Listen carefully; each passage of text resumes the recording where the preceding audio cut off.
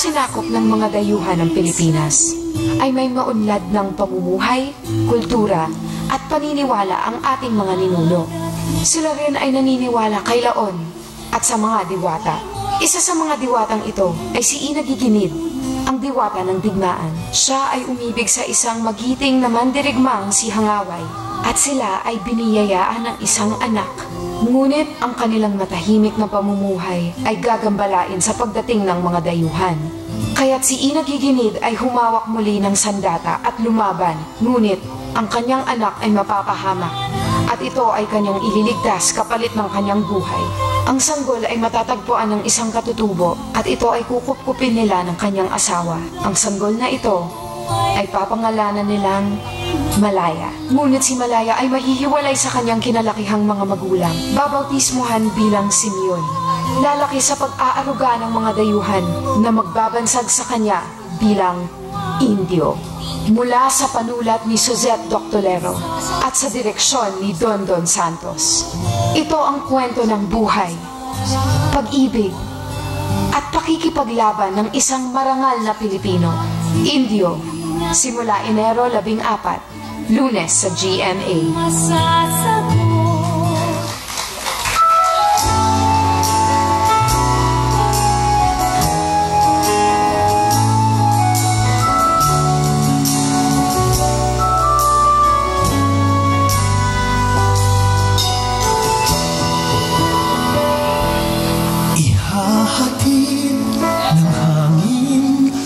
Pasabi, paglayang natin darating,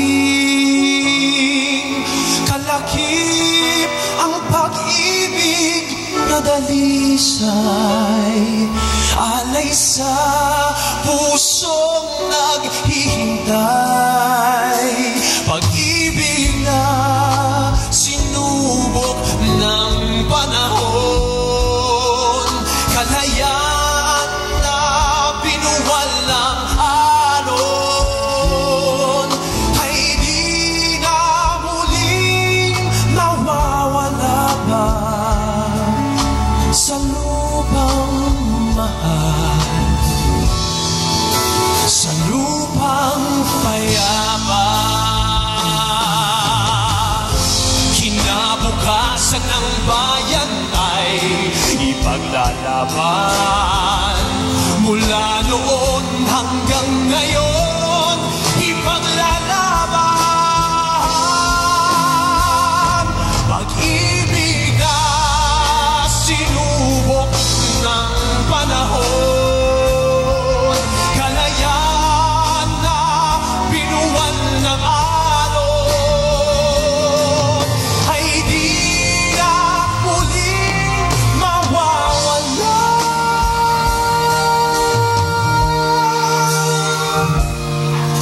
sa lupang mahal, sa lupang payapa.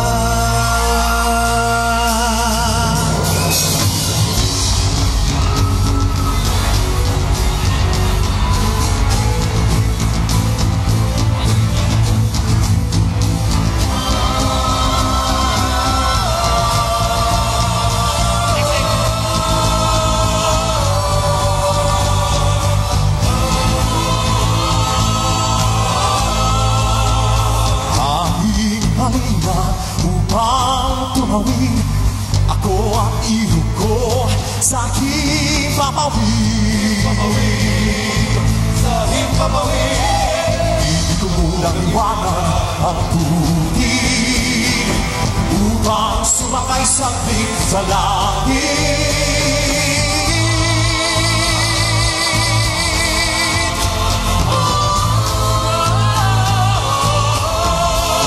Pusong panganay, samahan ako, iyong saksihan ang pagbabago. Handog ko ito ng inay mo, para sa'yo, para sa'yo. Mahalaga, mahalaga, maging may lahat, maging malala, mahalaga.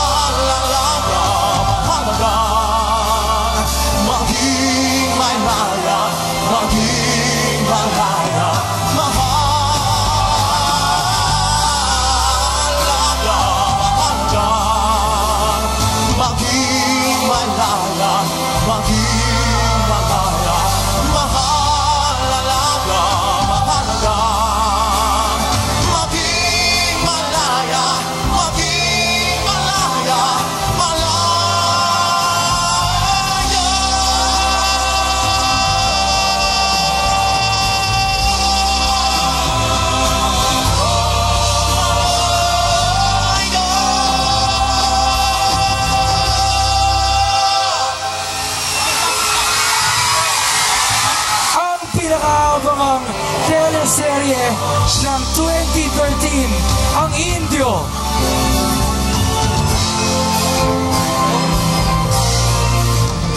Okay. Ang epic seryeng nilikha upang ipagpunyi ang pagiging marangal nating mga Pilipino, ang Indio. Kasama natin ang buong cast mula sa mga diwata, katutubo, mananakop, hanggang sa mga babaeng iibigin sa iba't ibang panahon ng buhay ni Indio. Sisimulan ko ang pagtatanong sa batang Indio na si Vincent Magbanwa. Asan si Vincent? Vincent? Si Vincent Magbanwa, sabihin mo sa amin kung bakit ang mga batang katulad mo dapat abangan at panoorin ang Indio. Dahil tulad ko po, marami silang matututo ng aral dito. At tulad ko po, mag-enjoy sila sa panonood sa special effects at stunts. Dahil po si Indio ay may pambirang lakas. Okay. Ito naman, tatanungin ko naman ng binatang Indio na si Alden Richards. Ito, mabusisi raw ang production nito mula sa special effects hanggang sa costumes at saka production style, design at ang story. Yes, Alden. Team, totoo po lahat yan. Maaari niyong masilip sa aming primer, ikaw at ako, Indio. Ang kasaysayan ng isang epiko, lahat ng kailangan niyong malaman tungkol sa Indio ay nandyan. At may makikilala pa kayong mga modern day Indio na ikararangal ng kanilang pagiging Pilipino. Mamaya po yan, alas 10 ng gabi, dito lamang po sa GMA. And of course, ladies and gentlemen, kasama rin natin today in his first ever portrayal of a lead character in a Telebabad Prime soap for GMA, the one and the only Senator Ramon Bong Revilla Jr. Senator Bong, Senator Bong, I know this is your first primetime soap. What makes Indio so special that you agreed na ganitong klaseng show ang gawin naman? Well, first of all, I'd like to thank GMA. At ako ang pinili na gumanap bilang Indio. Sa pong napakalaking karangalan para sa akin at ipapasalamat talaga ako sa kanila. Ang nagustuhan ko na ang puso ng Indio ay nasa istorya nito na isang kwento tungkol sa pamilya, sa pagmamahal ng isang magulang sa kanyang anak at pagmamahal nating mga mamamayan sa ating bayan bilang mga anak din ito. Kaya sana po tutukan natin ang Indio na talagang napakalaking proyekto ng GMA. Kaya para sa akin, may pagmamalaki nating Pilipino ito. 15th century to 16th century. Talagang kamangha-manghang proyekto ng GMA. We are so excited, Senator. Actually, sa totoo lang, maraming akong nagawang pelikula. Pero dito, pag pinanood nyo, kikilabutan kayo. Wow! Mabuhay We ang are Indio. excited, yes. Ito naman, Rian Maxine Jeneline. Bakit ba kaibig-ibig si Indio? Oh, you go first. Bakit ka ibig-ibig? Eh, sino ba namang hindi ibig kay Indio? Ako, nakita niyo naman si Indio, napakakisig, di ba? Isang makisig at isang mabait na tao. Kaya, nakuabangan nila kung paano iibig ang mga characters namin dito kay Indio. With a very conservative Maxine. Maxine, Yes, napaka... ibang Maxine ang makikita nyo dito. Of course, kaibig-ibig si Indio dahil isa siyang Pilipino na dapat talagang tularan ng lahat ng tao. Alright. Yes. And of Okay, course, si Rian Rian. naman.